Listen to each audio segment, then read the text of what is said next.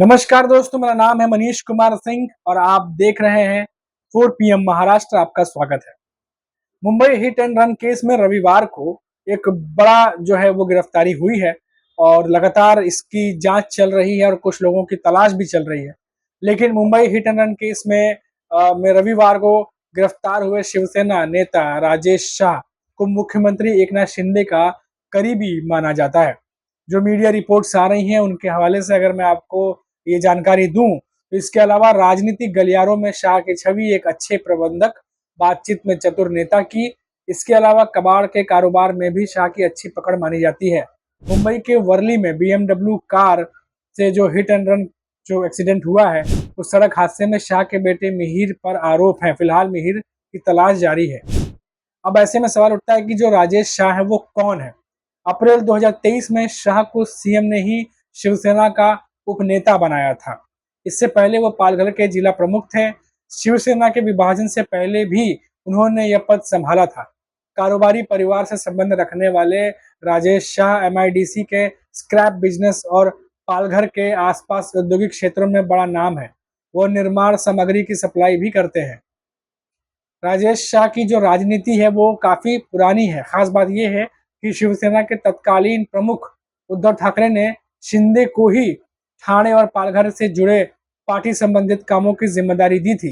कहा जाता है कि तब से ही एकनाथ शिंदे और राजेश शाह साथ काम करते रहे हैं। खास बात यह है कि शिवसेना के दोनों ही गुटों के नेता शाह के प्रबंधन, नेटवर्क और आर्थिक ताकत की तारीफ करते हैं। पालघर के केलवे माहिम इलाके में उनका घर है। कहा जाता है कि पालघर में उनके सभी समुदायों से अच्छे रिश्ते हैं।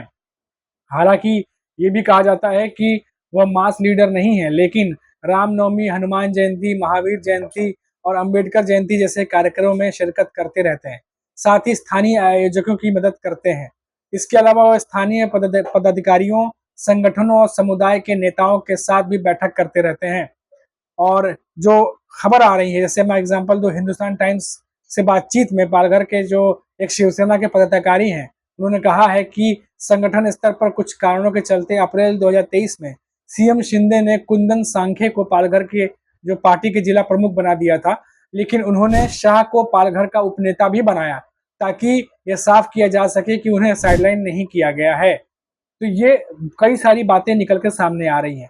और जो सड़क हादसा हुआ है उसमें अगर हम जो एजेंसी है PTI उनके हवाले से रिपोर्ट्स आ रही है, उसकी बात करें तो मुंबई के वर्ली इलाके में रविवार सुबह BMW कार ने एक दुपहिया वाहन को टक्कर मार दी थी, जिसके चलते एक महिला की मौत हो गई थी और पुलिस ने इस केस में 2 लोगों को गिरफ्तार किया। मामले में कार चालक राजेश शाह और उसमें सवार राजऋषि राजेंद्र सिंह बिदावत पर मामला दर्ज करने के बाद रविवार शाम उन्हें गिरफ्तार कर लिया गया।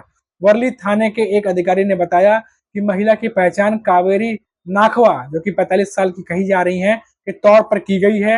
वह सुबह करीब 5:30 बजे एनी बेसेंट रोड पर अपने पति प्रदीप के साथ दुपहिया वाहन से जा रही थी। तभी BMW कार के चालक ने वाहन पर से नियंत्रण खो दिया और उन्हें टक्कर मार दी। ये तमाम खबरें निकलकर सामने आ रही हैं और जिस तरीके से राजेश शाह जो है अभी पुलिस कस्टडी में है और उन्हें सीएम एकनाथ शिंदे का बहुत ही खास भी बताया जाता है। ये पहली बार नहीं है कि इस तरह की रिपोर्ट सामने आई हो। इससे पहले मैंने देखा कि पुणे में भी जब एक महिला अधिकारी जो है उनको उनके ऊपर जब उनकी जान लेने की कोशिश की गई थी, तो कांग्रेस के नेता नाना पटोले ने सीएम एकनाथ शिंदे को घेरा था और कहा था कि कानून व्यवस्था एकदम से बिगड़ चुकी है। मैं आपको, अगर आपने वो वीडियो नहीं देखी होगी तो मैं एक बार फिर से आपको बताता हूँ कि किस तरीके से महाराष्ट्र के पुणे में एक महिला जो ट्रैफिक पुलिस अधिकारी जो है वो पेट्रोल उसको छिड़क कर जलाने की कोशिश की गई। इस घटना में आरोपी को गिरफ्तार कर लिया गया हालांकि, लेकिन विपक्ष के कानून व्यवस्था का मुद्दा उठाते ही राज्य में एकनाथ शिंदे को सरकार पर बड़ा हमला किया विपक्ष ने। और कांग्रेस के जो नेता हैं उन्होंने सरकार पर हमला करते हुए कहा, जो नाना पटोले हैं, कि कांग्रेस महाराष्ट्र में जो कानून व्यवस्था है वो पूरी तरह से बिगड़ी हुई है और उसी का परिणाम है कि अब पुलिस भी सुरक्षित नहीं है। और जो NI है उनसे भी बातचीत में, NI एजेंसी से उन्होंने बातचीत की थी और कहा था नाना पटोले ने कि राज्य में पुलिस भी सुरक्षित नहीं है। लोगों के मन में पुलिस का जो डर है वो खत्म हो गया है। महिला पुलिस को जिंदा जलाने की कोशिश हुई। पुणे तो महाराष्ट्र का सांस्कृतिक शहर है, उस शहर में ये घटना हुई है। महाराष्ट्र में कानून व्यवस्था की स्थिति कितनी बिगड़ी हुई है उसका अंदाजा लग जाता है। वहीं गृह मंत्री देवेंद्र फडणवीस का ये विफलता भी उन्होंने साथ ही साथ बता दिया था। और ये तमाम बातें जो हो रही हैं इसको लेकर के जो विपक्ष है, कहीं न कहीं वो अब महाराष्ट्र सरकार को घेरने पे लगा हुआ है। अभी इस समय जो वर्ली वाला हिट एंड रन केस है, वो काफ़ी ज़्यादा मीडिया में सुर्खियाँ बना हुआ है। और ऐसे में जब नेताओं के नाम सामने आने लगते हैं, वो भी ऐसे नेता जो सरकार से जुड़े हुए हैं, तो खबर और ज़्यादा तूल पकड़ती है और ऐसा ही कुछ देखने को अब मिल रहा है। और मैं आपको बता दूँ कि कई सारे ऐसे अखबार हैं और रिपोर्ट जो आ रही हैं उसमें, उसके हवाले से बात की जाए तो अभी जिस तरीके से जांच चल रही है उसमें ये बात निकल के सामने आ रही है, जैसा कि मैंने आपको बताया कि जो राजेश शाह है वो बहुत पॉलिटिकल उनका कनेक्शन अच्छा है और खास तौर से जो एकनाथ शिंदे की पार्टी है शिवसेना, उसके साथ जुड़ के वो बहुत सालों तक काम भी करते रहे हैं। और अब जैसा कि मैंने आपको बताया कि अप्रैल 2023 में जो है उन्होंने शाह को ही जो सीएम है शिवसेना उन्होंने ही उप नेता बनाया था। इससे पहले वो पालघर के जिला प्रमुख भी थे राजेश शाह।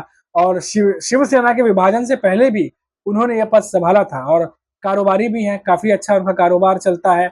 और एमआईडीसी में जो स्क्रैप बिजनेस है जैसा कि बताया, और पालघर के आसपास जो औद्योगिक क्षेत्र है, पालघर विरार के आगे पड़ता है और वहाँ के जो औद्योगिक क्षेत्र हैं वहाँ भी उनका काफ़ी ज़्यादा नाम है और कई सारे सामग्रियों की वो सप्लाई करते हैं।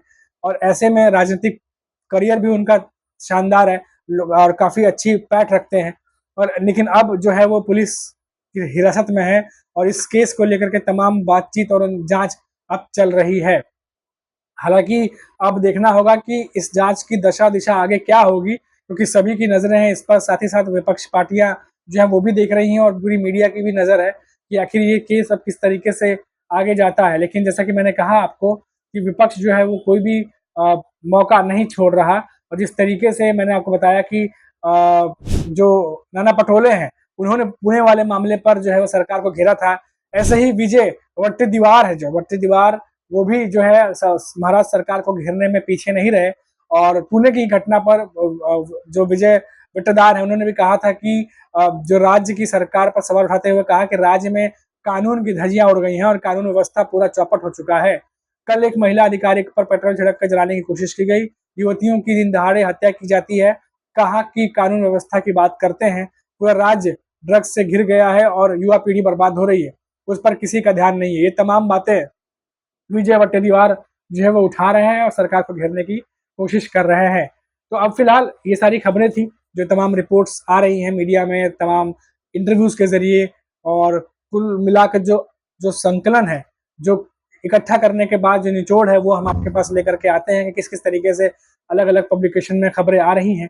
तो कुल मिलाकर ये है कि इन चीज़ों से महायुति को जल्द ही जल्द निपटना पड़ेगा महाराष्ट्र सरकार को, नहीं तो विपक्ष इनका मुद्दा बनाएगी। और क्योंकि इस समय महाराष्ट्र में जो कुछ भी हो रहा है उसको एक पॉलिटिकल जो है चुनाव से जोड़ के भी देखा जा रहा है और तमाम हर एक चीज पर जो है राजनीतिक फटाक से गर्म हो रही है, आरोप प्रत्यारोप शुरू हो जा रहे हैं। तो अब देखना होगा कि जो जांच चल रही है अब इस पर किस तरीके से चीजें आगे बढ़ती हैं। फिलहाल अभी के लिए इतना ही, फिर लौटेंगे तो बात करेंगे किसी बड़ी खबर पर। तब तक आप देखते रहिए 4 PM महाराष्ट्र और मुझे दीजिए इजाजत। नमस्कार।